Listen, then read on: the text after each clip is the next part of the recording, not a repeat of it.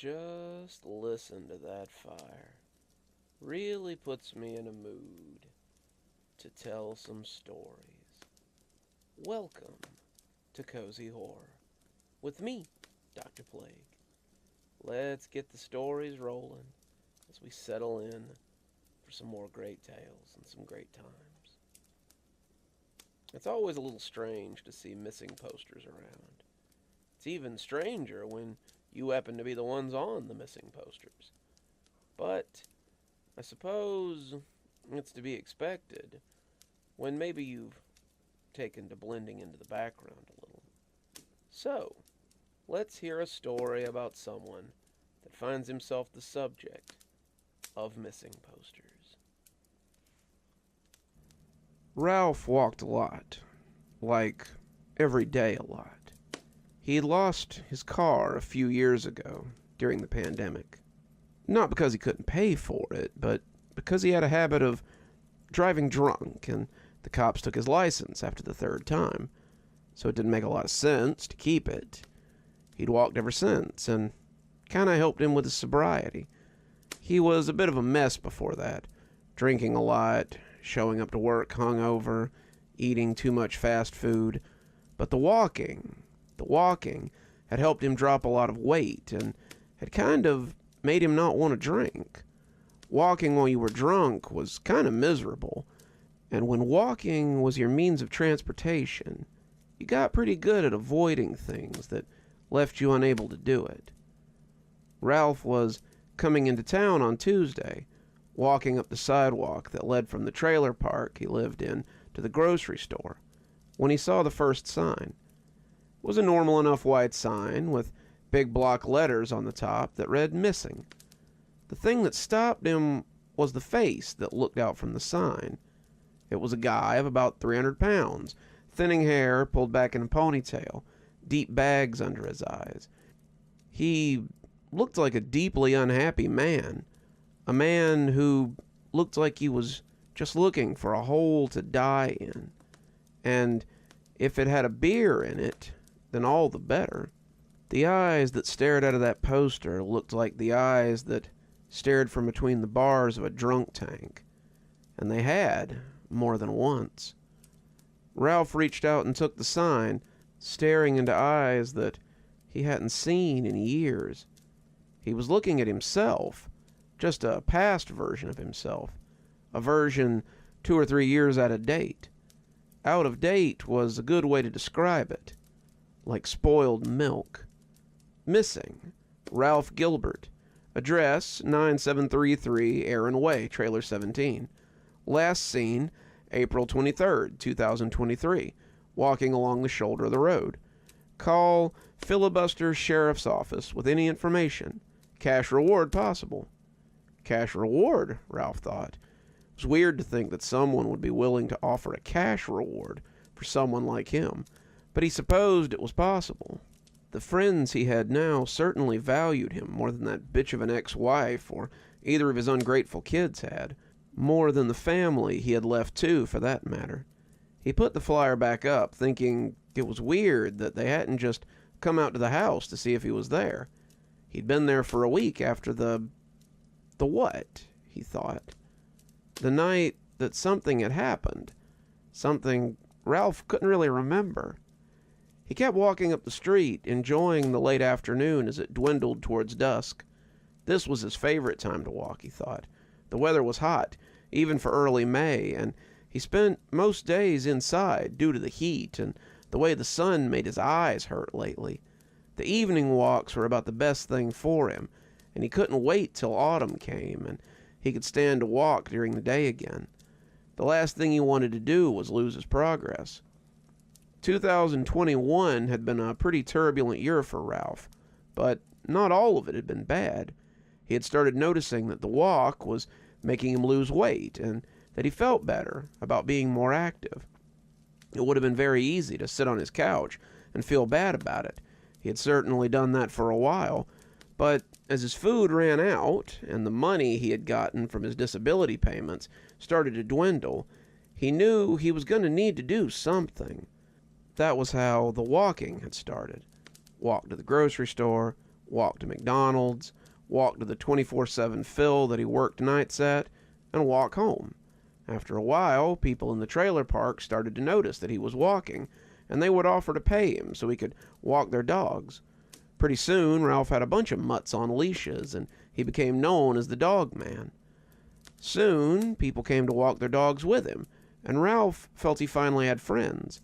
He hadn't had friends, not since high school, and the ones he had never led him into anything healthy.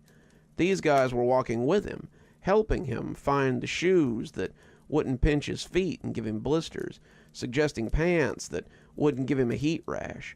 And one day, Ralph hopped on the scales and discovered that he had lost 50 pounds.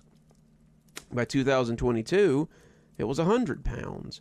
And by the next year, he was down to 180 and feeling better than he ever had. His trips to McDonald's were down to once a week. His dog walking was earning him enough money to keep the bills paid and his fridge filled, and Ralph felt better than he had in years. He had felt like that right up until last week when something had happened. As Ralph came into town, he saw more of the signs hanging on poles and was a little curious as to why no one had come to the trailer park to check on him if they were so worried. He'd been there all week, and they could have come and knocked. Ralph had been kind of out of it the last week, though, and he was worried that he might have caught something. He barely remembered stumbling home after the whatever had happened. Ralph hadn't liked that. It reminded him of being drunk and out of control again. How many times had he stumbled into his trailer after a night of drinking to find that he couldn't remember how he'd gotten there? He sat on his couch, just looking at the dark television, and suddenly he wondered where the groceries had gone. That was when he remembered that he'd been carrying groceries. He'd been coming from the Forest Hills grocer, bags bulging in his hands. He'd come around the corner, Matherson's curve, and then he didn't know. Something had made him squint, and he thought, oh shit, there goes my milk. Then he'd been walking back into his trailer. As he walked into town now, he saw more missing posters, and it started to give him the creeps. Watching his own face, his false face, looking back at him was eerie, and he wanted to rip them down. He was here. He was alive. Why were they looking for him? He wasn't missing. He was walking up the road. He passed people, side-eyeing them as if he expected them to recognize him, but they just walked right on past without a look back. That was weird, Ralph thought. Yeah, he'd been gone for a week, but people surely hadn't forgotten him that quickly. He'd been sitting in his trailer for a week before he'd thought that a walk seemed like a good idea. It was weird. The food should have run out by now, but Ralph hadn't really been hungry. He'd moved between the living room and the bathroom like a sleepwalker, sleeping, sitting up, like he hadn't done since he was still 300 pounds of lazy couch potato. He hadn't felt like he needed to eat anything either, though, and that was rare. Despite his weight loss, he still managed to have a prodigious appetite. He couldn't even remember drinking water that whole week. Until he'd gotten up to go to the walk, he was worried that he was catching the flu. He had wandered around in a daze, just kind of existing, and it made him feel good when the afternoon had finally called to him. As he walked towards the supermarket, however, he suddenly wished he had stayed home. Sitting in the parking lot of the Forest Hills grocer was a green Ford Focus that became the focus of his terror. It shouldn't have been that way. It was just a car, but there was something about it that made him stop and stare. His legs felt made of lead, and his bowels would have turned to water, except he remembered he hadn't done that all week either. That made sense, he supposed. Nothing going in meant nothing coming out. Right? It didn't matter. After a week of no food or water, Ralph should be dead. And that thought seemed to move him at long last. He was suddenly walking towards the car, his eyes falling on a dent in the front bumper. That was a fresh dent, though Ralph didn't know how he knew that. The door to the car was open, and Ralph climbed into the back seat like a sleepwalker. He sat there, waiting for something to happen, feeling kind of silly. This was stupid. The owner of the Focus would come back and ask him what the hell he thought he was doing. He would call the cops. Ralph would go to jail, and then he'd be in big trouble. Well, he said, at least then they would know where he was. Ralph supposed they could take the signs down if he was sitting in jail. Finally, after an indeterminable amount of time, the owner came out with groceries in a brown paper bag.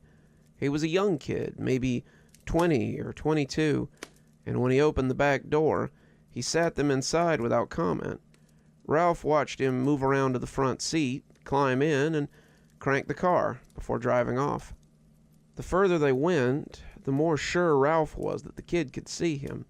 The kid would look in the rearview mirror, see Ralph sitting in the back seat, and freak out.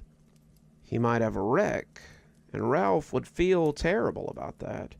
The longer they rode, though, without the kid commenting on his presence, the stranger it all felt. Ralph leaned towards the kid a little, meaning to tap him, but as he did, he caught a look at the rearview mirror and stopped. The back seat in the mirror was empty, except for the groceries. That's when he remembered, and suddenly Ralph wasn't in the kid's Focus anymore. Suddenly he was back on the side of the road, near the guardrail from Matheson's curve, and he could see the headlights in his eyes again. The kid was going too fast, hot-rodding around, and his tires had screeched as he hit Ralph. Ralph's groceries had gone everywhere, his milk squishing under the tire and his lettuce rolling under the guardrail. The kid had come out to find Ralph laying across the guardrail, moaning and groaning as he lay dying. The hit had thrown him back, bringing him to rest against the metal rail, and it had broken his back. He had looked at the kid, begging him to help him, and in his panic, the kid had done the only thing he could think to do. He had pushed Ralph over the side of the rail and into the drop below. It was night now, and Ralph was looking over that rail again. He couldn't see his body down there. It had fallen to the bottom and likely been picked clean by scavengers, but he knew it was down there. Ralph would likely go on to be a town legend, someone who had just disappeared one day after making a slight splash and filibuster. But for now, all he could do was look down into the ravine and wonder what to do next. He had read some ghost stories when he was younger, wrote a few of them when he got older, but it wasn't every day that you became one. Something wafted past him on the stray wind, and when Ralph caught it, he realized it was one of the missing posters. An idea occurred to him, and he thought maybe he wouldn't have to stay a mystery. Officer Vermis stood by the guardrail, ready to catch the kid if he decided to make a nosedive. It was pretty high. He might opt for a short flight over a lengthy prison sentence, but Vermis doubted it. The wind pushed his hair just as it did the officer's jacket, and he pointed down almost accusingly as he turned to the kid. "Is this where you pushed the body over?" Vermis asked. The kid, Tyler Machette, nodded before being taken back to the station in the back of a different squad car.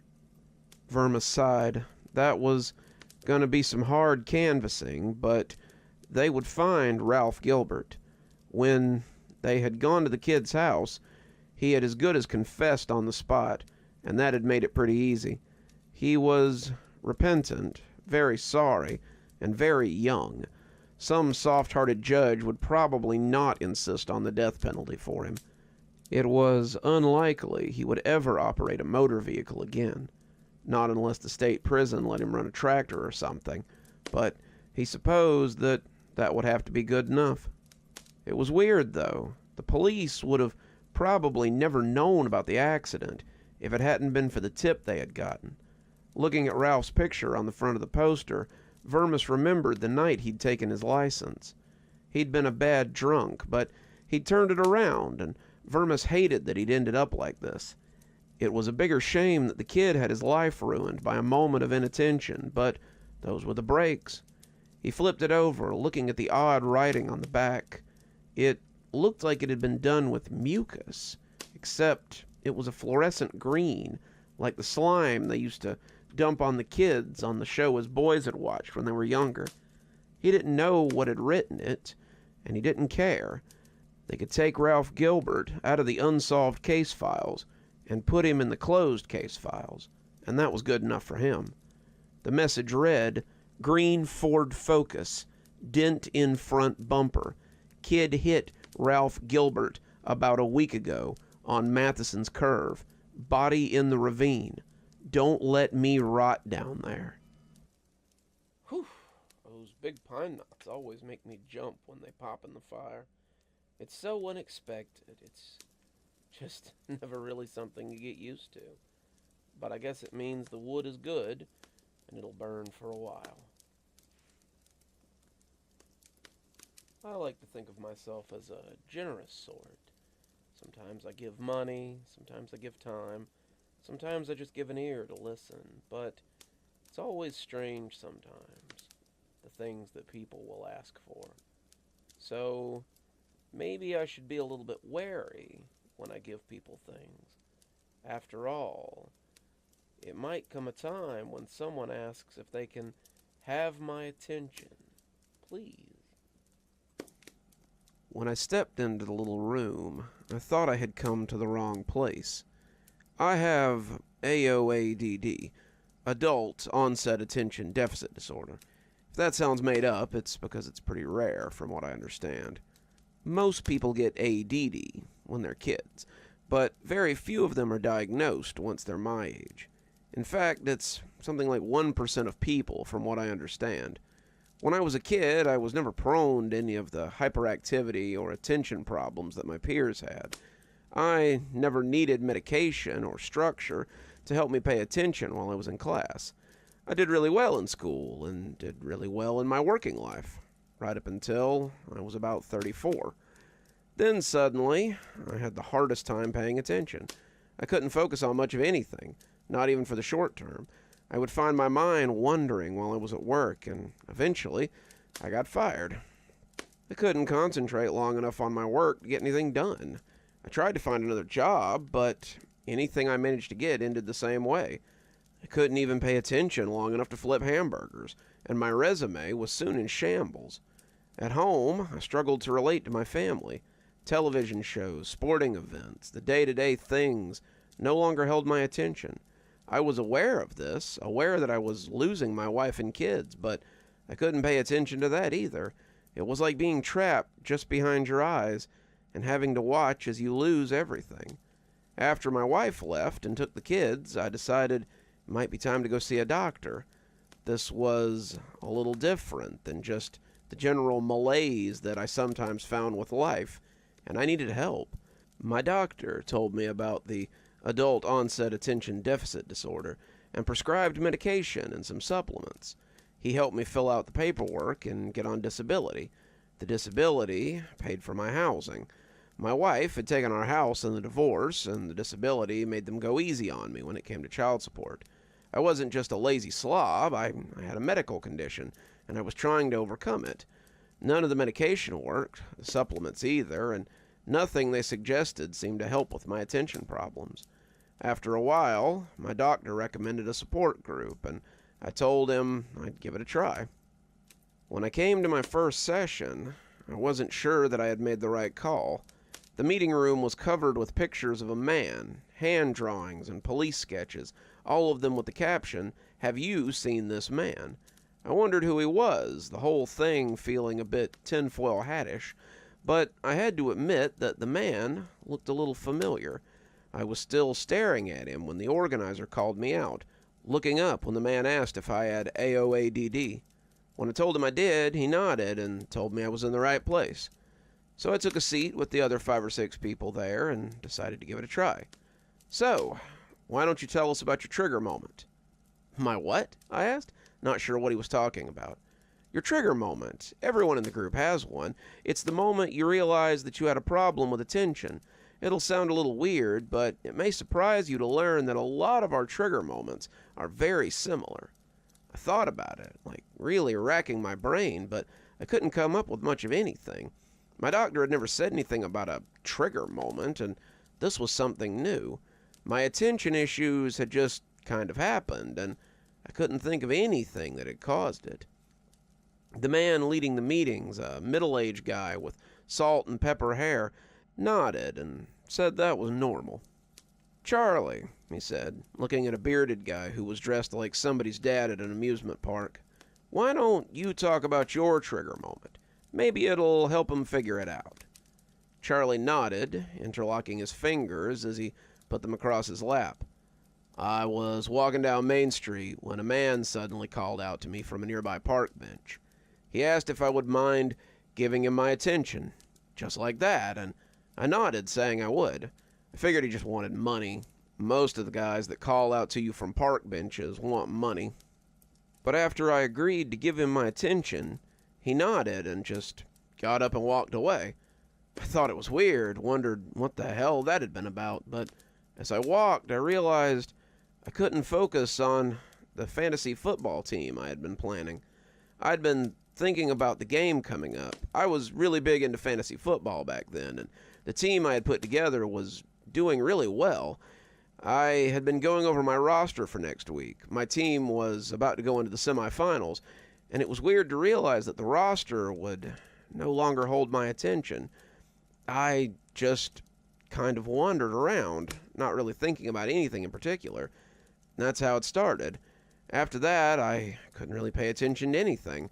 I lost my job, I lost my girlfriend, and now I just kind of float around most of the time. That trigger moment, the moment in time when I met the man, seems to be the only thing I can really concentrate on anymore. I can remember it with crystal clarity, but everything else is like catching water in a sieve. I can think about something for a moment or two, maybe even for as long as a half an hour, but eventually, it's gone. I live out of a van now. You might have seen it when you pulled up to the rec center, and I only have it because the guy took my money and handed me the keys, and I didn't have to sign anything. It's not registered. The cops have ticketed me a dozen times or more, and it's only a matter of time before they take that too, I guess. The group nodded at him like this was the most normal thing they had ever heard, and when they all looked at me expectantly, as if I had my own story to tell, I just shook my head. There was something, though, a tickling in the back of my mind, but nothing yet. "Melissa, why don't you go next?" He never asked a question, never asked people if they wanted to share, and all of his statements were just that. He wasn't asking them if they wanted to put their story out there. He was telling them that it was time to share information. I was working as a waitress at a lunch counter. It was the middle of the day, the lunch rush was in full swing, and I barely even looked at the guy when he came and sat down at the counter. I walked over and asked if I could get him something. He said all he wanted was my attention, just a little attention. When I said he had it, he just got up and walked away. I thought it was weird. The guy had wanted my attention and then he left, but that was how it started. I'm not quite as bad as some of the people in the group. I can still hold on to my attention for about 40% of the time. Sometimes, however, I'll just lose all ability to pay attention to anything. My doctor recommended this group, thinking it might stop it from getting worse, but I think it's as bad as it'll ever get. After all, the man only asked for a little of my attention, not all of it. I stopped her after that, asking if she was serious. She said she was, and I looked at the group organizer with a raised eyebrow. Are you trying to tell me that these two had their attention stolen by, what, some kind of demon or something? The organizer shook his head emphatically. No, not a demon. I don't believe in heaven or hell, but I do believe in this man and what he's doing. I don't know what he is, some highly persuasive psychic, some kind of creature from outside our reality, or just some Orwellian thought criminal who's figured out how to perpetrate the worst crime imaginable. But he is the string that holds everyone together, and he seems to like this area the best. I got up, meaning to leave, but the organizer stopped me with a few words. "You met him too, didn't you?" I had my hand on the door, but his statement had made me think again about where I had seen the man on the poster.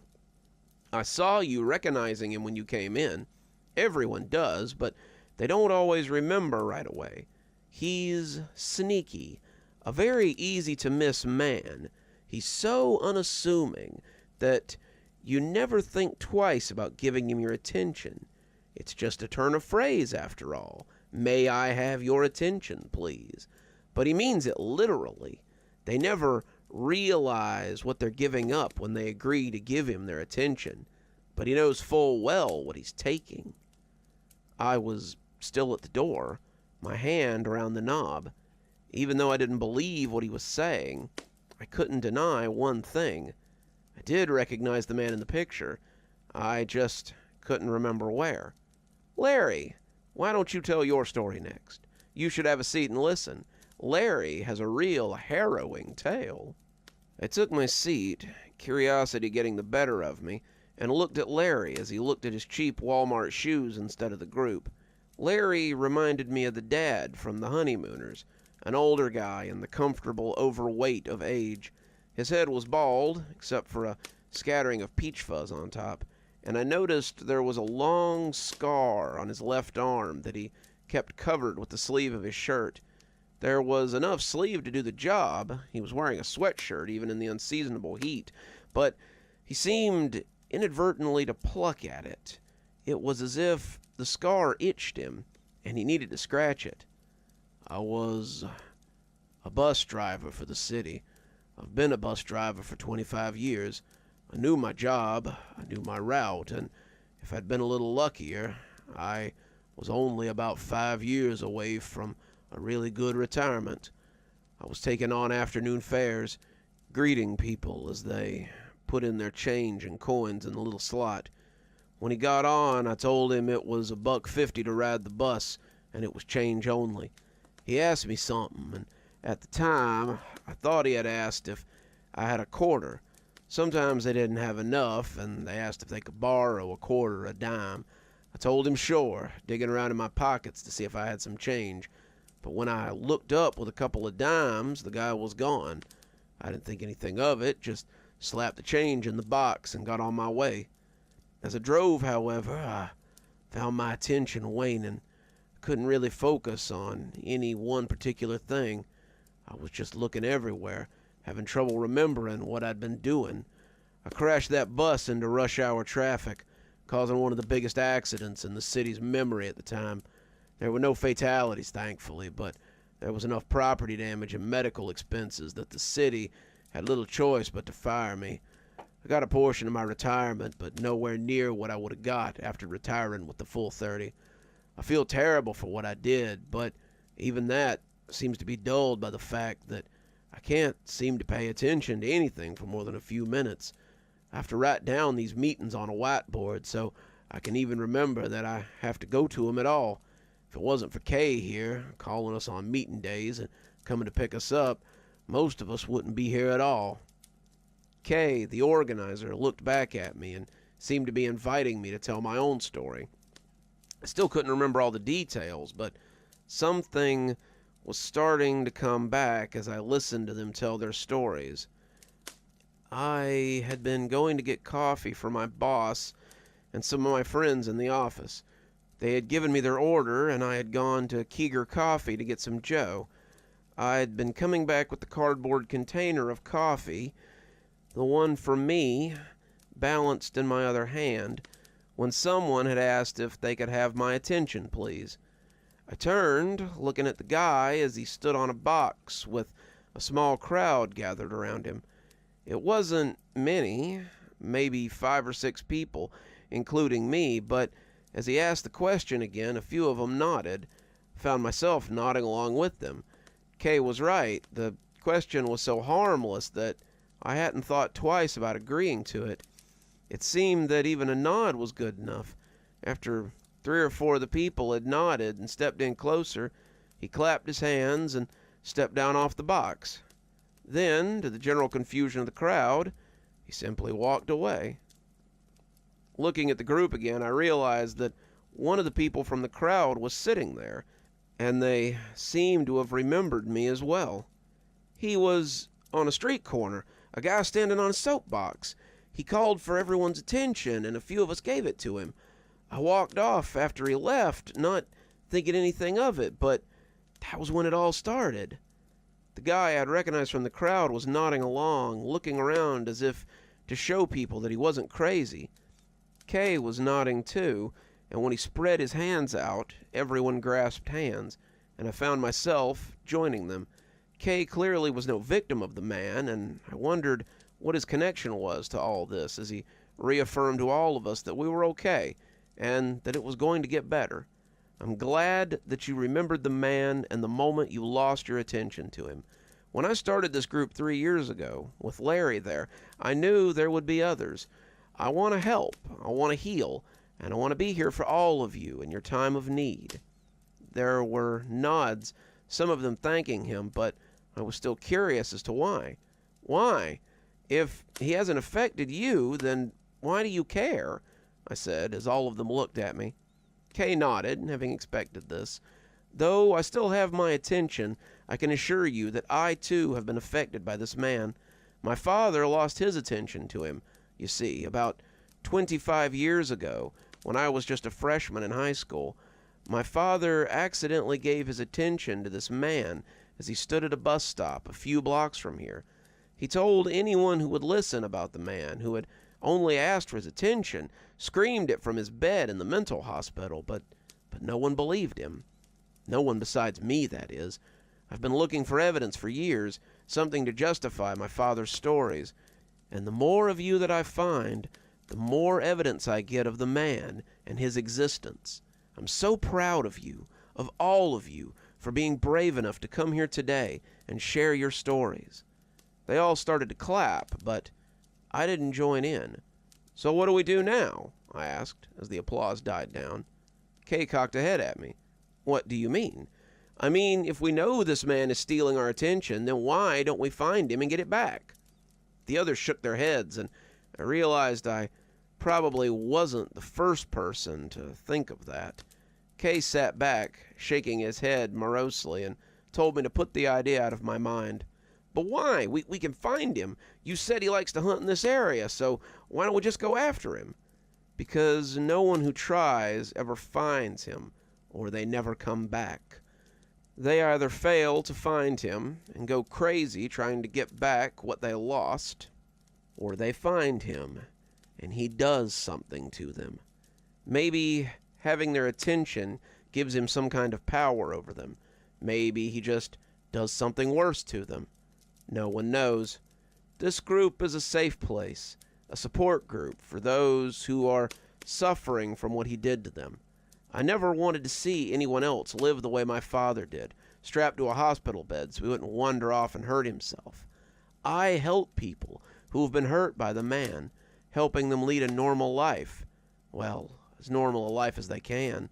I feel that it's my sacred duty to help people, to try and get something back after what he's taken from them.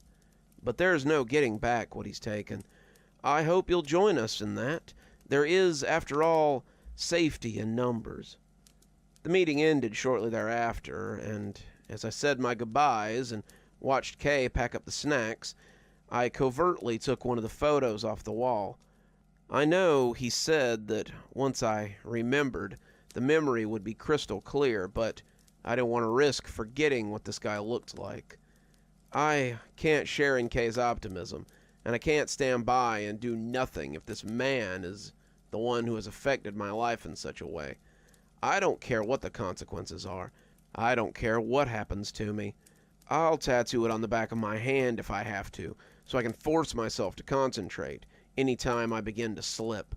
I will find this man, the strange creature who steals what is most important to us, and I will have my attention back, or die trying. I remember when I was younger, there was nothing like a cozy fire for a little bit of game playing. Maybe we'd break out the Risk board and play some Risk or some Monopoly. This is always the time when maybe I'd get out my HeroScape pieces and we'd have a grand battle across the hex tiles. But we should always be careful where we play our games. After all, nobody seems to want to play a game in Makaro House. This is Jay, Moody, and Kai, and today we're searching for Makaro House. The video was shot in shaky cam, the footage hard to watch without getting a little seasick. Officer Wiley, Detective Wiley now, had seen a lot in his time on the force, but a double homicide perpetrated by this 14-year-old kid in front of him was something he had hoped he would never see. A double homicide and carried out against his two best friends at that.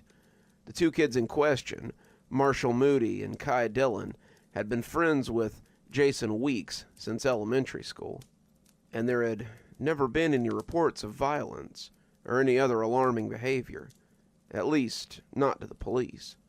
The boys had operated a YouTube channel, JMK Occult, for the last 2 years, and while their content was pretty typical for kids online, they had been uploading steadily every week since their first video about strange deer in the north woods around Catterley. Hell, Wiley realized, he had even watched some of their stuff when he was bored. People in the community knew them, and this was out of character for any of them. Wiley paused the video, the three boys blundering through the south woods and chatting like a pack of squirrels, before looking at Jason. Jason, Jay to his friends, looked like he had aged a decade. He had a gaunt look, usually reserved for soldiers who'd come back from war.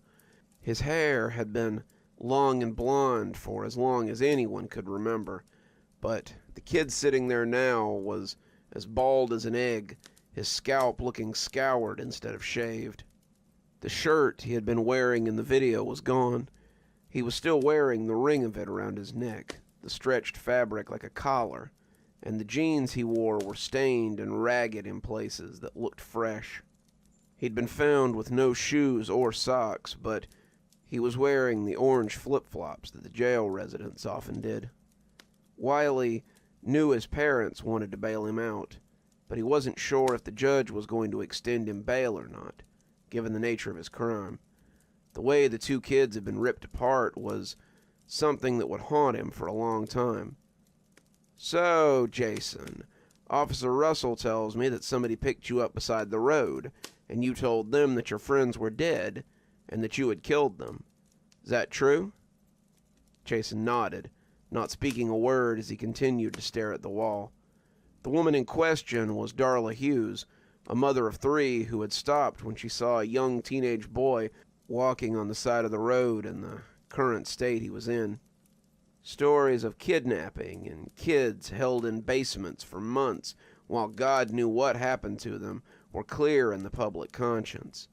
Darla thought she had found some kid who had escaped this situation, and when she stopped to help him, she said the poor lamb had said 8 words and then nothing else.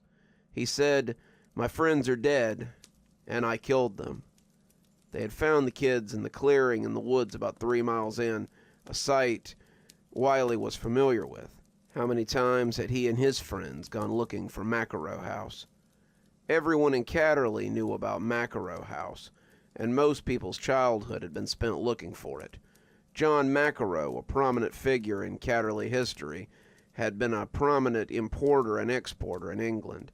He had come to America before the Revolutionary War to try and set up a similar business, and Catterley had been a large enough port to satisfy his needs, without being so busy that a new face would be lost.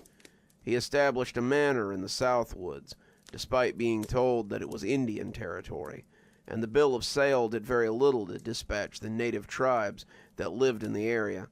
He survived 2 raids by the natives somehow, but his wife and daughter were not so lucky the second time. As such, he rallied a mob of townspeople to go into the woods to help him flush out the natives who were living there. The raid took weeks, but by the end, they had killed or scattered every member of the tribe that lived there. Satisfied, Mr. Makaro built his lavish estates, but strange things surrounded it from the beginning. Workers went missing, people reported strange lights and sounds after dark, and a shriveled figure in skins and feathers could be seen lurking after moonrise. Animals on the property acted strangely, and sometimes people found wolves or bears on the grounds. Usually, they were in a rage, but sometimes they simply fled as if they had been drawn there and weren't sure what to do now that they were. Once the house was finished, John Makaro had a hard time keeping staff. None of the hands he had tried to hire to keep his livestock would stay more than a week, and they all refused to stay on the property after dark. His servants would likewise disappear suddenly, and none of them would stay at night besides his butler, who had been with him for years. People said that Mr. Makaro talked about hearing chanting in the house and seeing strange shadows, and when even his butler disappeared one evening, John locked the doors and stayed in the house alone for a long time. People who came to see him said that he could be seen wandering the halls like a ghost, calling out for people that only he could see. When his mansion was seen in full blaze one night, those who were first on the scene said they saw a lone man silhouetted in the flames, his feathers and skins on full display. He disappeared when they got close, but he had been seen by many in the years to come. "What did you see out there, Jason?" Jason continued to stare at the wall. "I want to help you, kid, but you have to help yourself first." He couldn't help but glance down at the kid's fingers as he let them splay out on the table like sleeping spiders. The nails were dirty, the beds crusty with something like blood, and several of them were torn and ragged. There was grime around his mouth, too, and Wiley would have bet his next paycheck that it wasn't Kool-Aid. It looked like mud or paint, but it was probably blood. Jason remained silent as the grave. "Jason, none of us believe you killed your friends. You're wrong." Wiley had been fiddling with the remote, trying not to look at the kid's hands, but when he spoke, he looked up. Jason was still staring at the wall, but his head was shaking as his teeth chattered together. The kid looked like he was staring into the mouth of hell instead of the cream-colored walls of the interrogation room. Wiley almost didn't want to ask him what he had seen, but he needed to know. He needed to know how this kid had killed two other kids, one of whom was a head taller than him and outweighed him by 60 pounds. "Would you like to elaborate?" Wiley asked.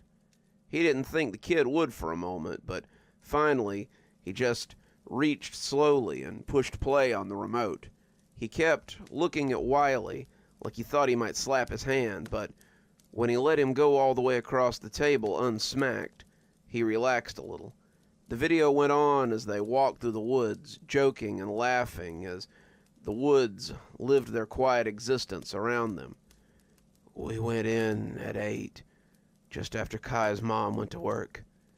She wouldn't have liked us going into the South Woods. Wanted to investigate Makaro House. We wanted to do it for our first episode, but Moody said it was something we should work up to. The Makaro House was something big. We needed to be ready for it. Turned out we weren't." On the screen, the kids kept walking through the woods, checking their compass and making their careful way through the thick brush. They were still chattering, talking about what they might find when they got there, and whether they would find the clearing or see the mysterious mansion that people talked about sometimes. Legends said that a ghostly manor appeared in the clearing sometimes, the ghost of the house that the people had seen go up in flames. Wiley didn't believe that, but as a kid, he had to admit that the clearing where the house had been was spooky. All the wood had rotted away long ago, the stones taken away for use in other things, but the land felt wrong. Wiley had never been there after dark, but people claimed to hear footsteps and see things after the sun went down. Wiley pushed fast forward on the tape and watched as the kids plodded on and on. Jason wished that he could have sped through that part of the trip. They had set out at 8, waving to Kai's mom as she pulled out of the driveway. The packs had been pulled out of the garage after she was down the road a piece, and the three set out for the woods. They knew the rough direction of Makaro House, but no one really came upon it the same way. Danny Foster had said it was a 3-mile walk from the forest's edge to the property, but Jamie had claimed that he and his friends had walked for what seemed like hours. "When we found it, though," he said, "we found the house instead of an empty lot. We kept daring each other to go in, but we left when someone lit a fire on the grounds." Jason and his friends were hoping to find the house instead. And as their walk turned into a hike, Kyle stopped and looked at the compass. "We should have gotten there by now." Moody chuckled. "Maybe we're going in the wrong direction." "Can't be," Kai protested. "The directions are to go south into the south woods for 3 miles. Then you'll come to the clearing where Makaro House sits." Jason hadn't wanted to jinx it, but at the time, he thought that boded well for them finding the house. They kept walking, Kai good for an endless stream of conversation, and as the sun began to set, Jason found that he was out of breath. His tongue felt like leather as it stuck to the roof of his mouth, and the lunch they had brought had been eaten hours ago. Moody had argued that they should turn around and head back, but Jason had finally vocalized that this could mean they were going to find the house instead of an empty lot. He was hopeful, right up until they got what they wanted. When the sun went down, Wiley knit his brows together. "I thought you and your friends were only in the woods for a few hours." Jason shook his head slowly. "We were, and we weren't. The time on the camera says we walked for 8 hours before I turned it off, but when I got picked up by the side of the road, it was barely noon." Wiley pursed his lips. How was that possible? The video cut out, the battery in the camera having been exhausted, and Jason nodded at the screen. "Those batteries have a max life of 3 hours. Dad said it was the best battery they had when he ordered it for me, and it was pretty expensive. There's no way one of those batteries could have recorded for 8 hours, but it did." The recording came back on, and Wiley was shocked to see that they were standing on the lawn of an old Gothic mansion. The sun setting behind the house made a perfect backdrop for the shot, and the boys were oohing and ahhing appreciatively. None of them seemed to believe what they were seeing, the whole thing a little otherworldly, and they seemed to be having some kind of argument about who was going to approach the house first. "Is that it?" Wiley stopped to wet his lips. "It can't be. The Makaro House burned down hundreds of years ago." "But there it is," Jason said, his eyes still fixed on the wall, "in all its glory." And oh, what glory there had been in it. Moody had gawped at the house as if he had never seen one before. "No way. There's no way." "That's impossible," Kyle breathed. "That house burned to the ground before our fathers' fathers were even thought of." "But there it is," Jason said, mirroring his later statement, though he could not have known it, "in all its glory." As the sun set behind it, Jason thought it looked even spookier than it would at night. The mansion rose like an obelisk towards the sky, its towering roofs looking naked without flags or pinions.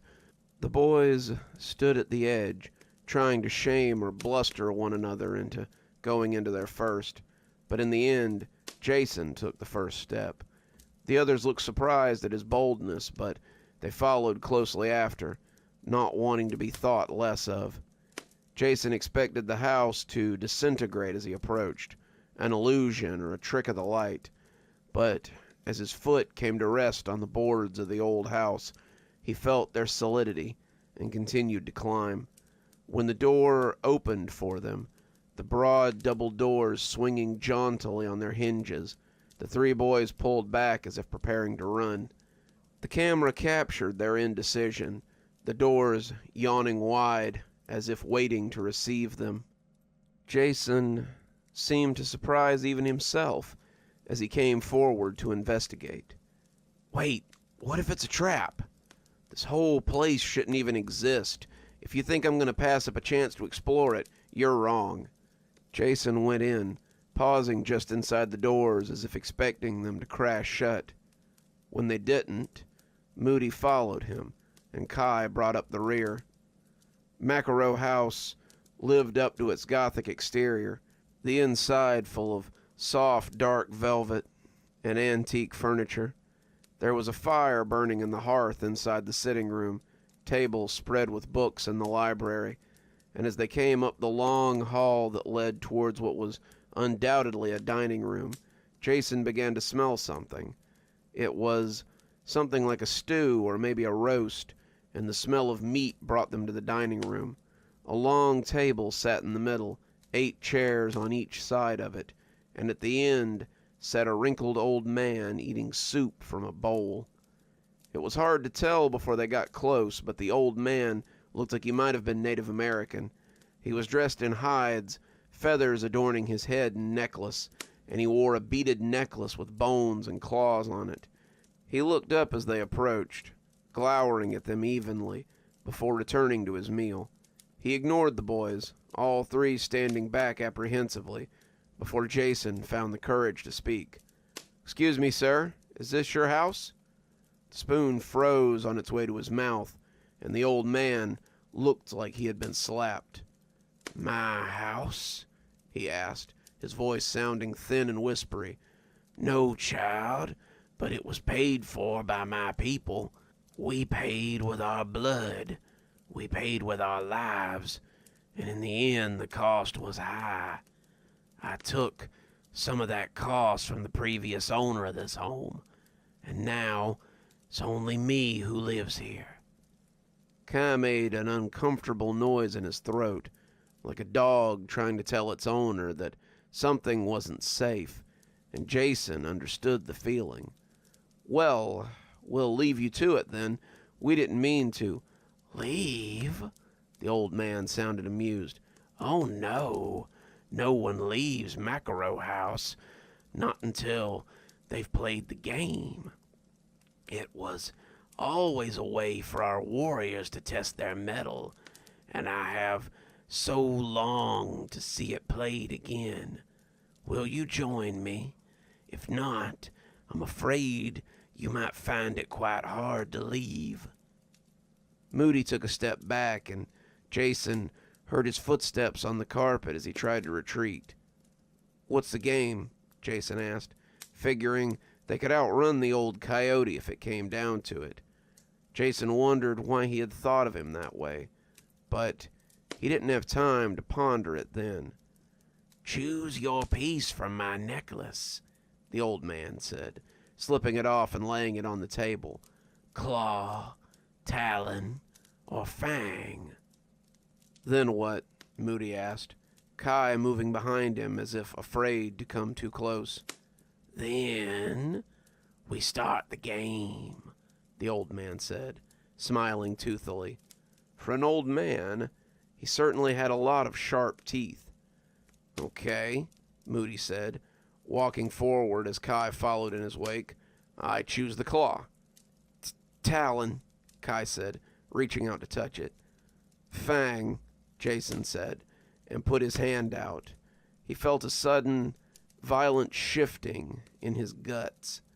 He was shrinking, the world moving rapidly all around him.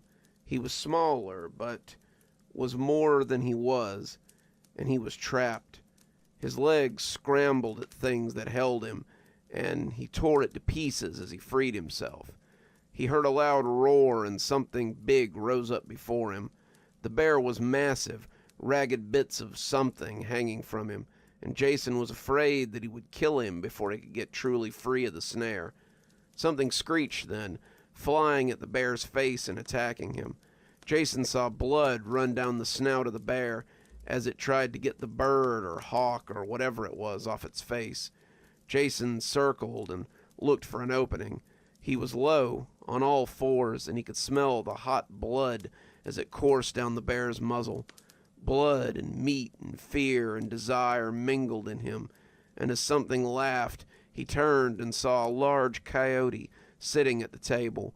Its grin was huge, its snout longer than any snout had a right to be, and he was laughing in a strange half-animal, half-man way. The hawk suddenly fell before Jason, twitching and gasping as it died, and he knew the time to strike was now. Jason leapt on the bear, his arms trying to crush him, but not able to find purchase. He sank his teeth into the bear's throat, and for a moment he was afraid that he wouldn't make it through all that thick fur. The bear tried to bring its claws to bear, but as the wolf worried at it with its fangs, he was rewarded with a mouthful of hot blood. The bear kept trying to rake him with those claws, but its movements were becoming less coordinated. When it fell, the whole room shook with the sound of thunder, and Jason rolled off it as it lay still. "Bravo! Bravo!" cried the coyote, clapping its paws together in celebration. "Well fought, young wolf. Well fought." Jason took a step towards him, but suddenly he was falling. It was as if a whirlpool had opened up beneath him, and he was being sucked into it. Jason thrashed and snarled, trying to get his balance, but he was powerless against the pull as it flung him down into the depths of some strange and terrible abyss. He came to in the empty clearing where the house had been, and that was where he had found his friends. Wiley rewound the tape, not quite sure what to make of it. So this strange man offered to play a game, and then he changed you three into animals. Jason nodded, looking like one of those birds that dips its head into water. "I picked Fang, so I was the wolf. The game wasn't fair. We didn't know what we were doing, but I still killed Moody. I killed both of them because I'd been the one to approach the house first. I killed them when I agreed to play the game. It's my fault. I'm a murderer." Wiley wasn't so sure, but it was hard to argue with the evidence. The video showed Jason dropping the camera, and then suddenly there was a lot of snarling and screeching.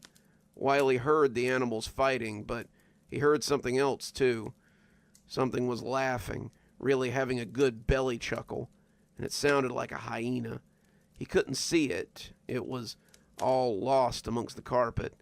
But suddenly the carpet had turned into grass, and the camera was lying outside in the midday sun. Someone got up. Someone sobbed and moaned out in negation. And then they walked away. That was where the video ended. In the end, Jason was sent for psychiatric evaluation, and the whole thing was chalked up to a drug-induced episode. Jason and his friends were drugged by an old man in the woods, and while under the influence of an unknown substance, a substance that didn't show up in any toxicology screening, they killed each other. Blood was found on Jason, blood belonging to Marshall Moody, but blood from the fingernails of Moody was determined to belong to Kay Dillon, which really helped push the narrative that Detective Wiley was working with. He told the press to report an old man in the woods who was drugging people, and pushed the stranger danger talks a little harder that year on school visits. After that day, the tape he took from Jason Weeks was never seen again, but Wiley believed that the boys had run up against something they weren't prepared for. When John Makaro had led the extermination of the Native Americans that dwelt on the land, he had angered something that he wasn't prepared for either. Wiley's grandmother had liked to tell stories about Coyote, the trickster god, who could be as fierce as he was cunning when he needed to be. Wiley didn't think they would ever find an old man out there in the woods, but he didn't doubt others would find him. Coyote liked his games, especially when the players were people he saw as interlopers. Makaro House remained a town legend, and Wiley had little doubt that those foolish enough to enter would be presented with the same game these boys had been given. Wiley shuddered to think how the next challenge might go when Coyote needed more amusement. Games certainly aren't the only thing I like to play by the fire, and I'm thinking about enacting one of my favorite activities, which is a little nap. But maybe I'll finish the stories first. It is what you've came to hear, after all. We all collect some strange things. I'm no exception. I've got Warhammer figurines and collectible cards and all sorts of models all over my office. But sometimes the thing we treasure comes at the expense of others, especially if that something sits in Mad Maggie's Menagerie. I should never have let my sister talk me into working for Merry Maids. I was laid off midway through the year and found myself unable to pay for things like food and rent. My sister, my roommate of 2 years, told me I should apply at Merry Maids until something better came along. She'd been working on and off with them for years, her grants and housing allowance from college paying off most of her bills, and told me that a little hard work wouldn't kill me. So far, she was right. Diana, the lady at the company, took my info and got me signed up. After a short training course and orientation, I was an official Merry Maid. What they never tell you in training, however, is that new maids are widely mistrusted by the clients. You have no resume and no one to vouch that you aren't a thief or a murderer, so most clients will refuse a new maid in favor of a vetted one. 2 weeks on the job, I didn't have a single client or a cent to my name. With my savings running low, I begged the service for someone, anyone, so I could make money enough to afford ramen noodles. The next day, she sent me a text that Miss Margaret Maisel had agreed to let me be her new maid. I cursed my luck, but I could hardly refuse. Margaret Maisel lived in the same apartment complex I did. Margaret, or Mad Maggie as we call her here, was a senile old lady who wandered around the neighborhood and talked to herself. She lived on the 5th floor and was widely avoided by most of the other tenants.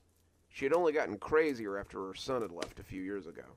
She could usually be found in the cafe downstairs during the day as she babbled to herself and made life hell for the staff. The thought of going into her apartment made my skin crawl. But I needed the money, and if I turned her down, I'd probably get fired. I took my bucket from the closet and made my way up to the 5th floor. Maggie answered the door on the 3rd knock. She opened it a crack, one of her bulbous toad eyes peeking out at me. She took in my skirt with the company logo on it, and my work bucket that also bore the company logo, but I could see her mistrust. Surely she had gotten a similar message, hadn't she? "Good afternoon, Miss Maisel. I'm here from Merry Maids, and I've come to clean your apartment." She looked at me through the crack in the door for another 30 seconds, the silence getting pretty uncomfortable, before closing it again so she could remove the chain that had been keeping it cracked. When I tell you that Maggie looks like a toad, you'll probably think I'm being rude. I'm really not. Maggie looks like a toad.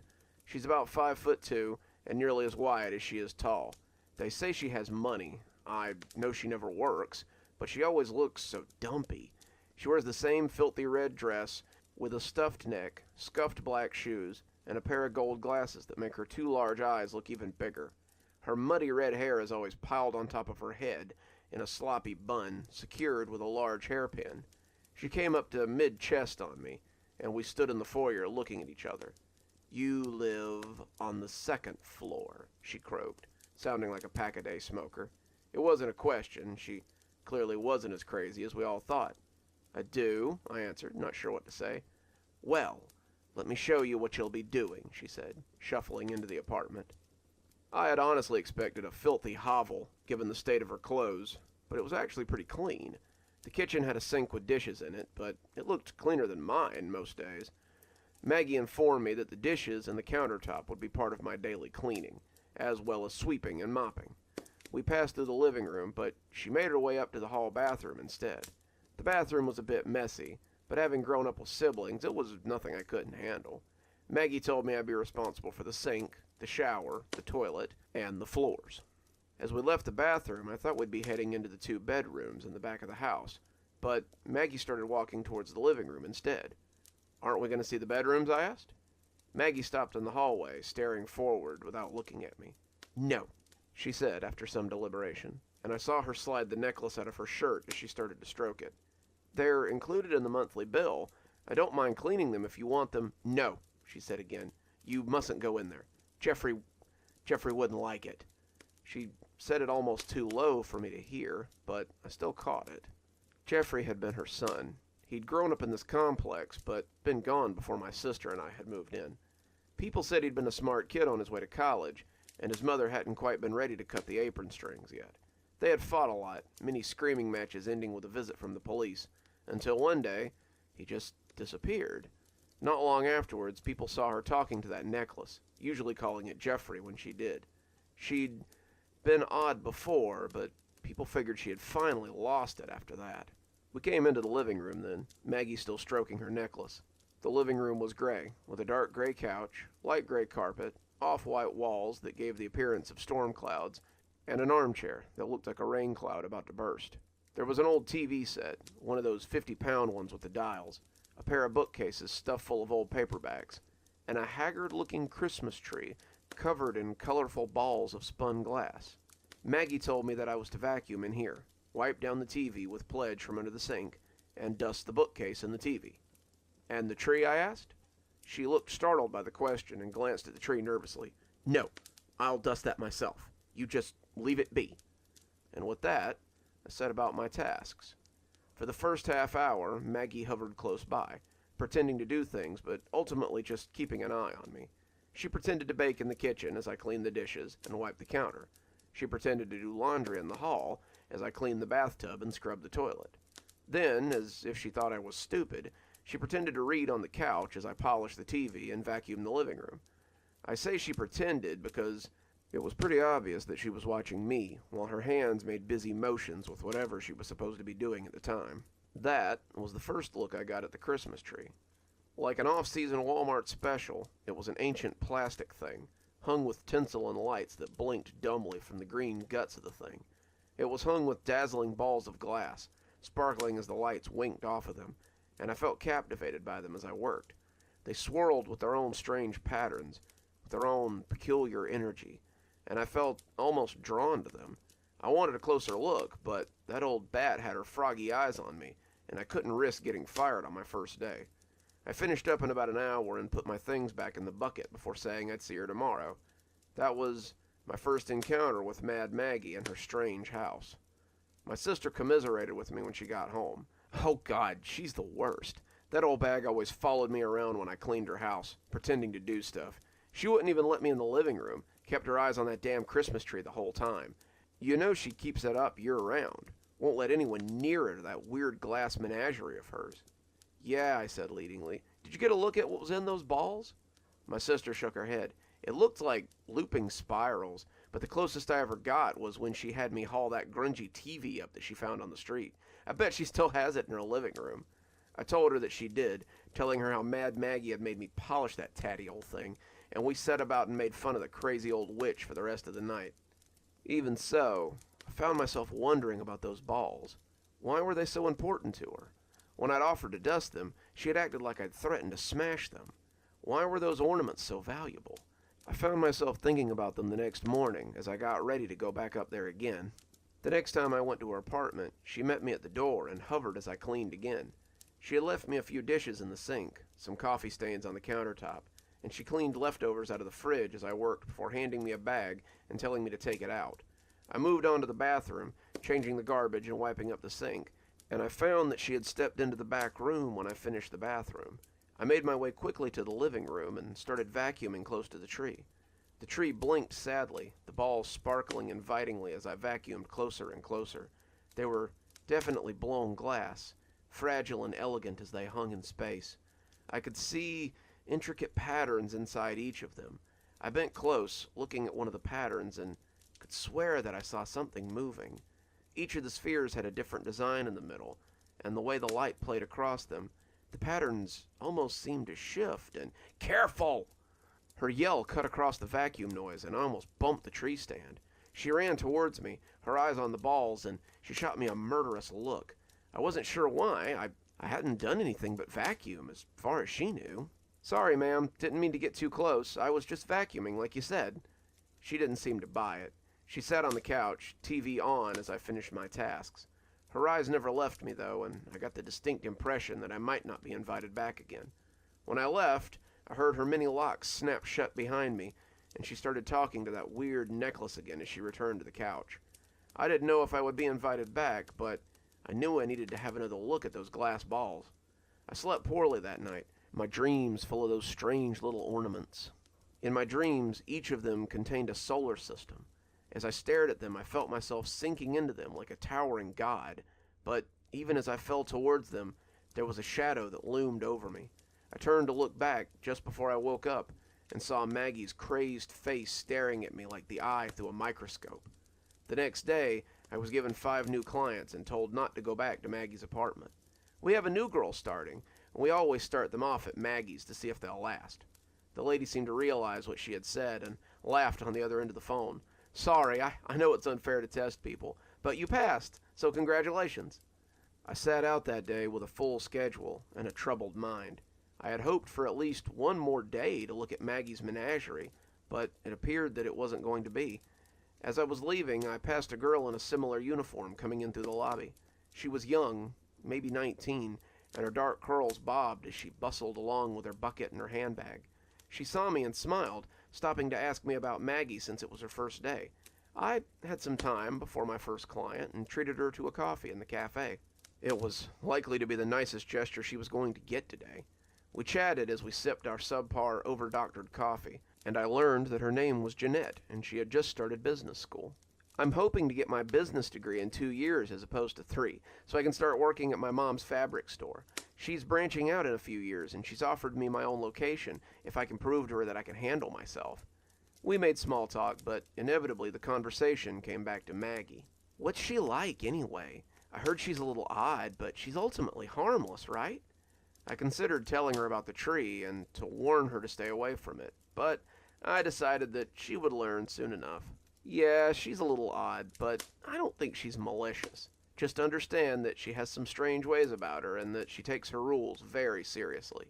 I hear she's got a bit of a reputation, the girl said, lowering her voice. Girls tend to quit when they work for her. Some of them even go missing or just disappear altogether. I shrugged. It's a busy city. People tend to just leave when the cost of living gets too high.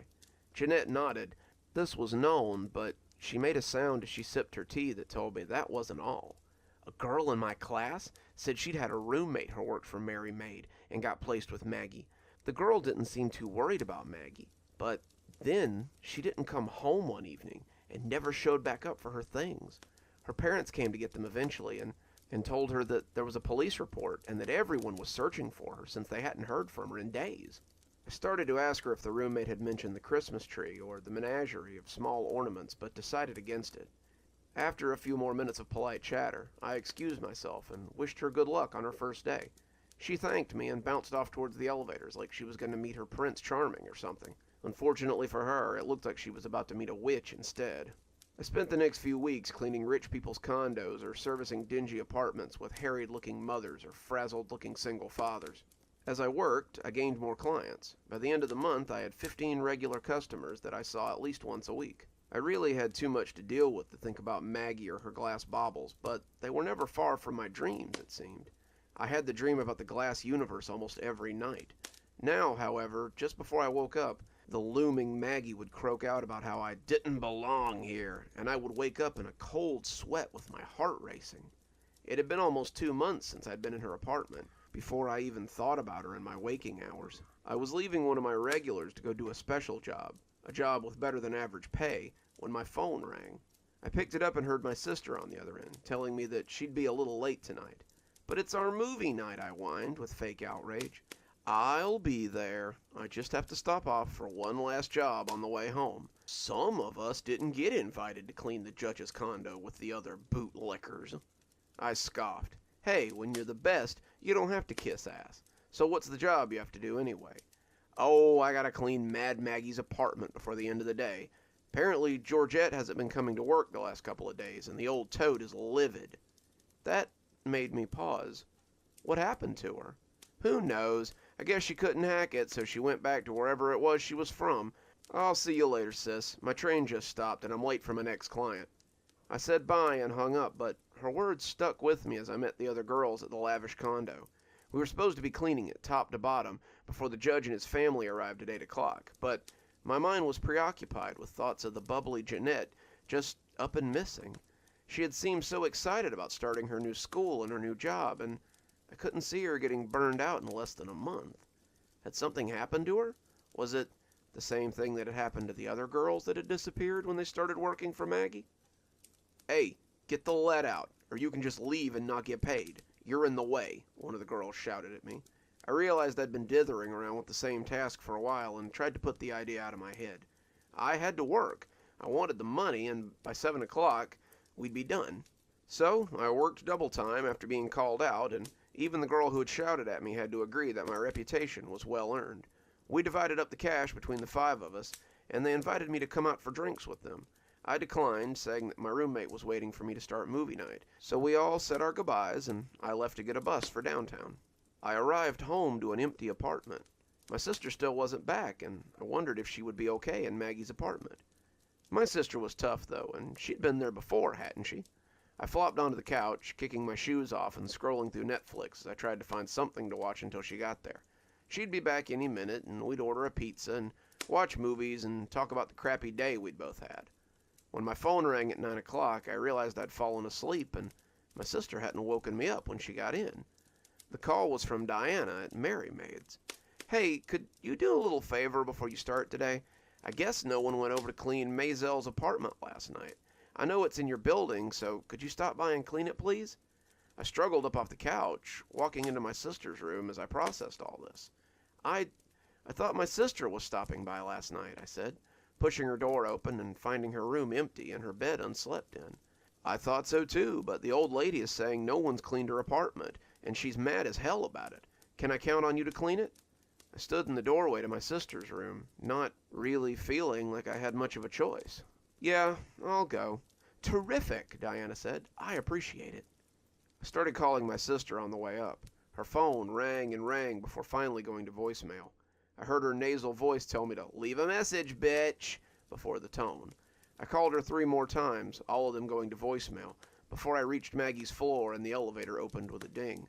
I was in poor spirits when I knocked, but was greeted by a very different Maggie. Maggie was all smiles.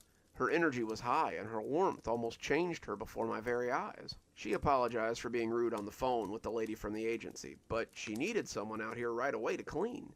That poor Jeanette girl had just up and disappeared one night, and when no one had come last night either, she had just been so mad. She regretted it now, and she hoped that nothing had happened to Jeanette. This was a very different Maggie than I was used to seeing, and her new energy was almost as jarring as her old deranged self. I started cleaning in the kitchen, Maggie making herself a cup of coffee, as I tidied up the small mess in the sink and on the stove. The kitchen looked as clean and unused as it always did, and I was almost afraid to see the rest of the house if she'd freaked out over a mess. When I finished the kitchen, the old toad told me that she was going to the bathroom, and that she'd just tidy it up after she was done. "Here, why don't you have something warm before you start in the living room?" she said, offering me a cup of coffee that she'd been making. I took the cup hesitantly, but the coffee smelled rich and decadent as the steam hit my nostrils. She sipped at her own cup, looking at me expectantly, and it felt rude to at least not taste it as she went on smiling at me in that toadish way of hers. She excused herself as I took another long drink and went to the bathroom to freshen up. I set the cup down after she'd left, the coffee tasting wonderful, but not liking the way she watched me while I drank it. I wanted to clean the living room quickly so I could get out there and start looking for my sister. The living room was as spotless as always, but I fired up the vacuum and tried not to let my eyes linger on the Christmas tree that had haunted my dreams. As I slid the plastic head back and forth over the carpet, though, I found my eyes tracking back to the ornaments again and again. I kept catching movement out of the corner of my eye as I vacuumed, and I thought for sure that it was coming from one of those little balls. I told myself it was just the lights blinking behind them, but the longer it went on, the more certain I was it was something from inside the baubles. I started vacuuming closer to the tree, and as I did, I found that one of the little glass ornaments was indeed moving. It was shaking, ever so slightly, rocking from the vibrations of the vacuum, I had no doubt. As I got closer, I could tell it wasn't the vacuum making it move, though. The little pattern inside was undulating weirdly, and I finally took a knee next to the ball as I tried to get a better look. I could still hear the old toad puttering around in the bathroom, And if she caught me snooping at her precious menagerie, I guess she'd just kick me out, and I'd never be able to come back again. I know now that there were worse things than being kicked out of her apartment. Hanging there was a new glass ball, a deep red one that was jouncing like someone was moving it. I stared hard at the little pattern, and when my eyes finally focused on it, I sat back hard on my rump and sucked in my breath. Inside the ball was a person, a girl only a few years older than me, with dark hair, a plaid skirt, and a shirt with the same name and number on it that mine had. I recognized her. Why wouldn't I? Hadn't I seen her every day for my entire life? Hadn't I waited for her to come home last night? "You shouldn't have gotten so nosy, dearie," said a froggy voice from right behind me. I turned to see Maggie, standing a couch's distance away, her eyes smiling cruelly as her mouth stretched sweetly. I tried to stand, but my legs were feeling a little wobbly. My head shimmered as I tried to get up, and I wondered what the hell was wrong with me. I hadn't been crouched long enough for my legs to have fallen asleep, and I certainly hadn't stood up, so my head shouldn't be spinning. The hunched creature was rolling like a wave in front of me, and I tried to sweep my arms at her as she got close. She walked in slow, not needing to hurry. She had me right where she wanted me. "Not feeling well, dearie? That's okay. Let old Maggie make you feel all better." She reached for me, and I knew I had to do something if I didn't want to end up like my sister. I summoned up the last of my strength and bolted for the door, knocking her over in surprise as I did. My legs were rubbery, and I almost tripped into her coffee table, but I managed to make it to the door before she could get up and come after me. The door had 5 locks and a chain, and it seemed that my fumbling hands were taking way too long to open them. When the chain caught, I roared in frustration and closed the door again, shooting it blindly across the runner as I ran for the elevator, the door hanging open behind me. The little number had lit to 5 when I heard the old crone caw behind me. She was in the doorway, clutching her chest and staggering after me, her face as red as a strawberry. I jammed the button in desperation, the old woman taking a staggering step into the hallway as she cawed wordlessly after me. I heard her fall, heard her head smack the ground 20 feet away, but as the doors opened, I bolted inside and pushed the emergency closed button.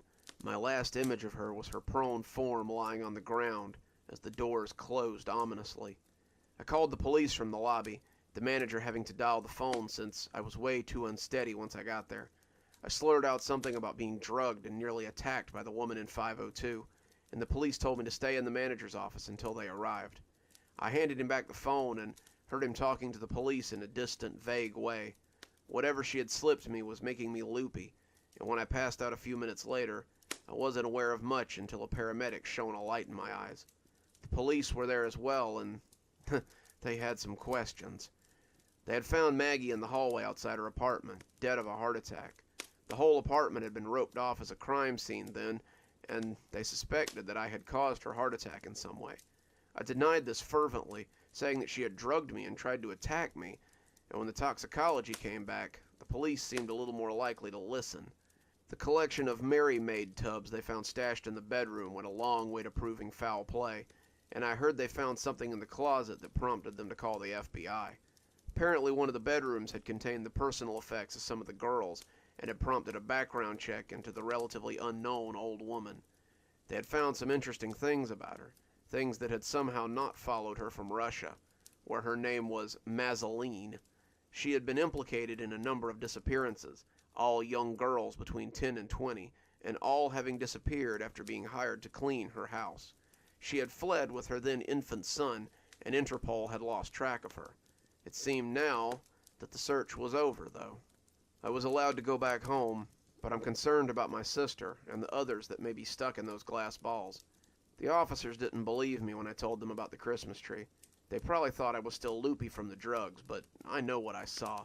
Maggie's been doing this for years, I'm sure of it, and tonight I'm going back in to save them. Even if I have to bring the menagerie back to my apartment, I intend to find a way to free my sister from whatever that witch has done to her. One more story for you, and then I think it'll be time for so long. Oh, but don't be sad. I'm sure we'll have more tales again, very soon. I, as many of you know, I'm the proud papa of quite a few fur babies. I have my favorites, of course, but I don't like to talk about that around the children. However, sometimes it behooves you to have a few cats around so that they have someone to play with. Otherwise, your little whiskersome chum might run afoul of the looking-glass cat.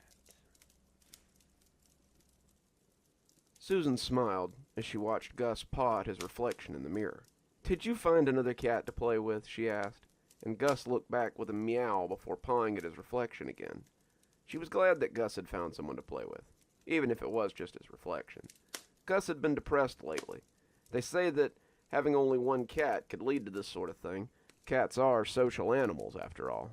Gus couldn't really play with any of the strays outside Susan's apartment because she was on the 3rd floor and a little out of reach for even the most nimble of the wandering felines. That didn't stop Gus from standing on her balcony, though, meowing at the cats below and trying to get their attention. Susan thought it was kind of sad, watching him paw at the screen as he called down to the cats who lived their lives in blissful freedom. But the apartment contract had been very clear on their 1 pet per unit policy, and Susan didn't want to move just so Gus could have a playmate. Gus was a big orange tomcat that Susan had found wandering near her parents' house before she moved out. He'd been a scrawny little kitten when she'd found him, and she had fallen in love with him almost instantly.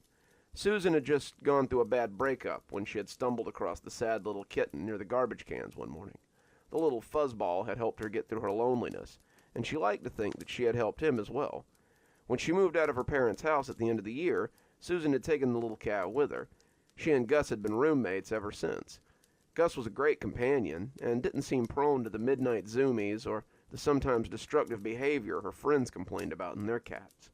Gus liked his scratching post, snuggling in bed with Susan until it was time for her to get up, and eating his own food instead of hers. His only real issue seemed to be his loneliness, and Susan could hardly hold that against him. Watching him play with his reflection in the mirror was as cute as it was sad, like a kid playing with his imaginary friend because he couldn't seem to make any real ones.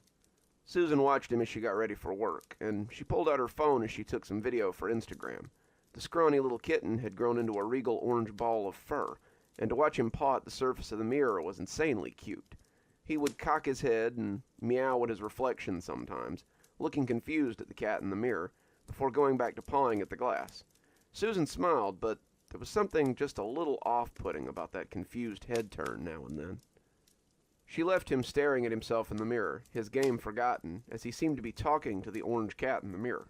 Susan came home to find him still sitting in front of the mirror.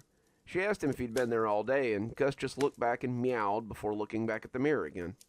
He was staring at himself, his ears moving back and forth, seeming to Susan like he was having a conversation with his reflection. Growing up with cats, she had seen them sit next to each other and do just that same thing, and Gus's eye contact was more than a little interesting as he watched himself in the mirror. She tried to ignore him as she slid into her PJs, but it was hard the longer it went on. "Come on, Gus, want to watch a movie with me?" she said, patting the bed as she fiddled with the TV. Gus looked up, meowing happily, but then turned back to the mirror and did an oddly unsure little head cock as he took a few steps towards the bed. In the end, Susan had to come get him and take him over to the bed, as the poor old Tom watched the mirror. Susan saw nothing out of the ordinary, the mirror cat just scooped up by her own mirror reflection, but this behavior was wandering into the realm of creepy rather than cute. Gus sat with her happily as Susan watched Friends for the 1000th time, but she caught him glancing back at the mirror more than once as she stroked his silky fur. He wasn't the only one. Susan couldn't help but glancing at it as well, looking at the mirror as if she expected to see something out of the ordinary. She didn't, but it was definitely starting to creep her out. Susan let her keys fall into the bowl by the door, calling for Gus as she slid her shoes off. It had been such a long day. A creepy old man had hit on her at work, the customers were rude, and Susan sometimes wondered why she didn't just quit. She could do better than an assistant manager at a grocery store, and she knew it. If it hadn't been for Gus in this apartment, she'd have likely walked away a while ago. Speaking of Gus, where the heck was he? He almost always came to greet her at the door. She called him again, but there was no response. She went to the bedroom and huffed out in mock outrage when she saw him sitting in front of the mirror again. "Okay, Furface, this is getting to be a little much. It was cute at first, but now it's super creepy." He meowed pitifully when she picked him up, pawing gently as he tried to get away, but she took him over to the bed and sat down with him. He watched her dutifully as she got changed, his fluffy head turning back to the mirror from time to time as Susan slid into her pajamas. And she couldn't help but glancing at it as well. She wasn't sure, but felt like she could see something moving there when she wasn't giving it her full attention. The mirror was the large rolling kind that the apartments often came with, the one on the closet doors. You could see the whole room in it, and it slid to the side on tracks if you needed something out of the closet. It was a nice amenity to have when you were getting ready in the morning, but it was starting to creep Susan out the longer she looked at it. She got that spidery feeling as she put her back to it, like something was watching her. When she pulled her hair into a ponytail and turned to put it up, she almost dropped her scrunchie. Gus was staring at her, head cocked, as he watched her from the front of the mirror. She stepped back, startled, and when her legs bumped against the chair in front of the vanity, she sat down hard. Something came off the bed then, and she heard Gus meowing as he looked at her as if to ask if she was okay. Susan looked back at the mirror and saw that it was empty again, save for her own surprised face and the furry reflection of Gus as he stood by her leg. That night was the first time she covered the mirror. She took some thumbtacks and an old throw blanket and used them to cover the surface. It was silly. She knew it was silly. But she felt better when the mirror's surface wasn't looking at her anymore. Gus walked over to inspect her work, and Susan picked him up as he began to paw at the blanket. Gus would just have to get over it, she thought, and she took him to bed and put something on to distract her and her fears. As she scratched his ears, she felt better, and as the night went on, she almost forgot all about her silly fears from earlier. When she woke up, though, she saw that the blanket had been pulled down, and Gus was again talking to himself. This became a daily routine for her. The first thing she did when she got up or got home from work was to cover the mirror and tell Gus to stop pulling the blanket down. Gus would meow when she did this, looking at the blanket and pawing at the covered surface of the mirror, but Susan was unmoving in her decision to keep the blanket up. She would usually pick Gus up as he pawed pathetically at the blanket and take him off to pet him, but it never stopped him from coming back to it. It never stopped him from uncovering it again, and Susan just accepted that this was Gus's new obsession. The cuts on her big fur ball were a little harder to ignore, though. Sometimes, while stroking his silky fur, Susan would encounter a scratch or a bite and wonder how exactly he had gotten it. They weren't the sort of wounds a cat could get from just scratching themselves. At least she didn't think they were. When she noticed a bite on the tip of his ear one afternoon, she actually searched the house to see if another cat might have gotten in somehow. His food bowl never emptied any quicker than usual, and there was never any extra scat in the box. If there was some secret cat living in the house, it was extremely quiet when she was there. The only strange thing was Gus's melancholy seemed to have disappeared. His mood had improved, and he spent less time meowing to the cats below the balcony. The only change was that she had to shoo him away from the mirror constantly. If he wasn't in her lap being petted, Gus was at the mirror or at the blanket that covered it. He never took it down while she was there, but he would put his face underneath it or just stare at it like he could hear someone talking. Susan found this extremely off-putting, but what could she do? The mirror was attached to the closet door, and without it, Gus would be free to leave his long orange fur all over her clothes that she had hanging in there. Also, as much as it creeped her out, she couldn't stand to think of Gus being sad again while she was at work. Then, one day, something changed. She came home to find the blanket down and Gus looking at himself as he always did. "Seriously, Gus? This is getting annoying. I hate having to put this blanket back up every..." But she stopped when Gus turned his amber eyes to stare at her. The two held their gaze for a few moments, but Susan couldn't help but hear the voice of her subconscious as it screamed that this wasn't her cat. It looked like Gus, it sat like Gus, and was a perfectly adorable little ball of orange fluff, but his eyes were different. They were the same amber gold they had always been, but today they were filled with hate. No, not hate, Susan supposed. It was something else, like a king looking at a mud-covered serf. Not with pity, and certainly not with any desire to help it. Gus looked at her with scorn and something akin to disgust. How exactly a cat could portray these things with its fuzzy little face, Susan didn't know, but that's what it was. Gus loathed her. She suddenly caught him by the scruff, and when he hissed at her, Susan realized it was the first time she'd heard him do that. He swiped a fat ginger paw at her, and Susan almost dropped him as his claws sliced her wrist. Gus growled and cried in his angry little voice, a voice that was suddenly less cute than usual, and Susan tossed him into the hall and closed the door. Gus bumped at it, hissing and yowling, and Susan was surprised when she realized that her back was against the door. It was like she thought he might just come through the door. She locked it just in case and walked into her bathroom as she washed the cut with soap and water. It wasn't very deep, but the 3 long scratches had been right across her wrist. She had just finished putting some Bactine on it and looking for a Band-Aid when she heard Gus's pitiful meow from the other room. That sounded more like the lovable Fluff Susan knew, so she slapped the Band-Aid on and went to open the bedroom door. Perhaps she had just startled him as he had startled her. She hadn't grabbed him by the scruff of the neck since he was a kitten, and he was quite a bit heavier now. Susan suddenly wondered if maybe she had hurt him, and she opened the door as she prepared to pull him into a hug. "Sorry, Gus, you just scared me. I wasn't—" But she opened the door and noticed that he wasn't there. She checked the hallway, but Gus was nowhere to be found. Susan shrugged, tallying it up to strange cat behavior, and finished doctoring her arm before going to start dinner. As she cooked, she kept expecting to see Gus come out and sniff or rub up against her leg. Gus was always so curious, and he always came to have a look when she was cooking or watching TV.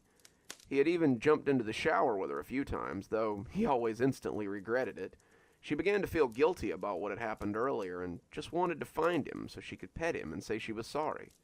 Even so, those weird eyes kept coming back to her. She couldn't shake the idea that that cat hadn't been her Gus. She didn't see him again until she was cleaning up and getting ready to take the garbage out.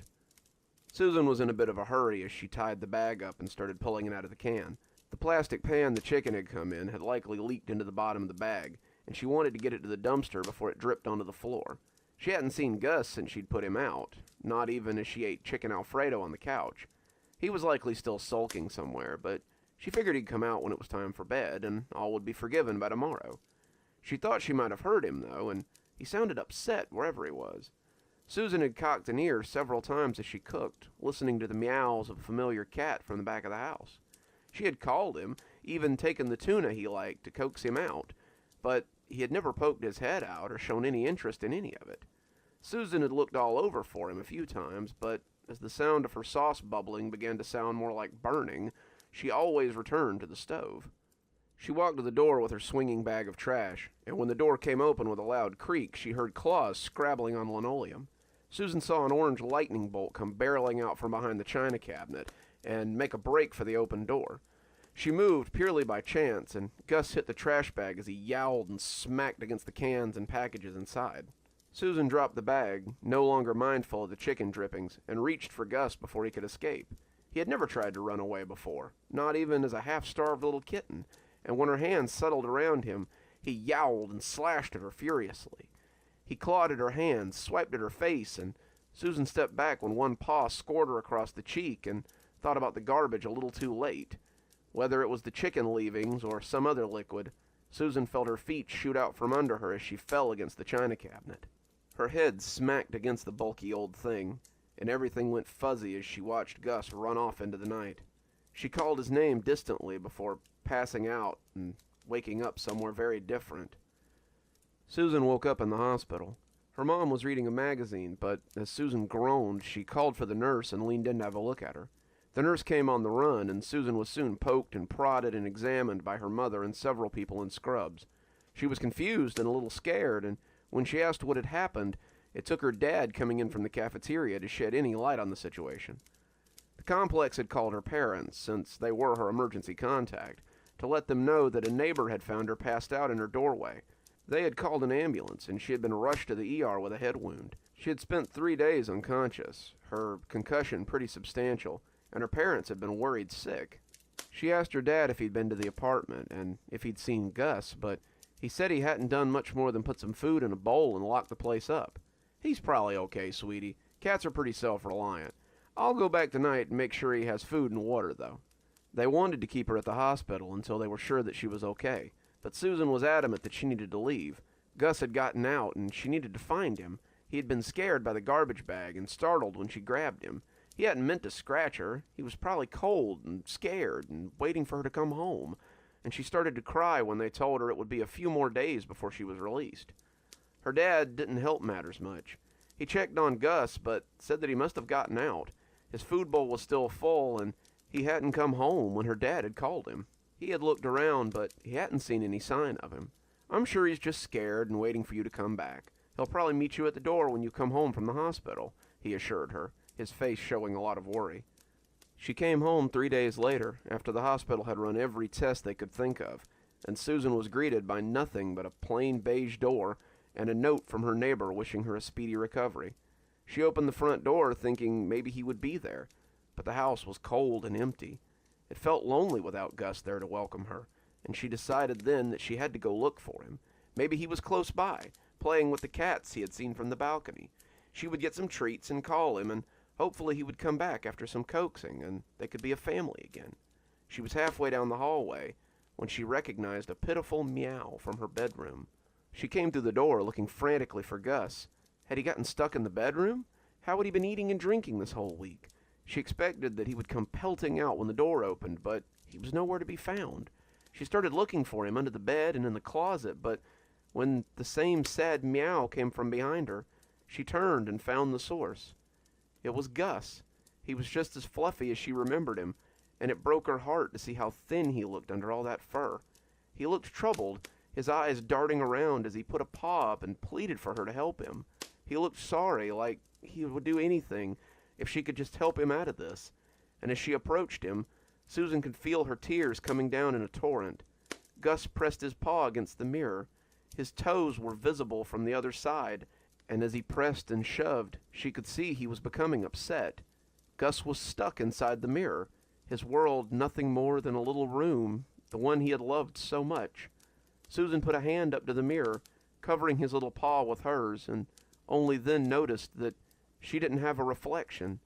She sat and wondered if she'd have to watch her poor cat Gus waste away, unable to help him, and she laid her forehead against the glass as she cried all the harder. And just like that, we've ran out of stories for another day. Though the fire may go on, I'm afraid our story time is at a close. But I do hope you'll come back tomorrow for another great batch of stories, and another great time with me, Dr. Plague. Till then, this is Dr. Plague, signing off. Have a wonderful day, and a spooky evening.